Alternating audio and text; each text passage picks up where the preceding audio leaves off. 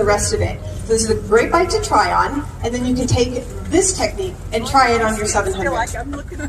I'm sorry. Step right here. So sit down a little bit more. There you go. All right, so we are going to have her sit properly on the seat, again with her butt on the seat there with a soft 90-degree angle. We want to make sure that she's not making causing too much pressure on her knees. So that's why it's so important to do a 90-degree angle, nice and soft with good foot touches.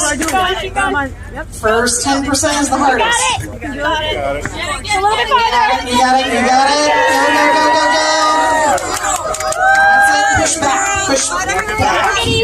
You got it. That's the hardest part right there. Nice job. Kicks in.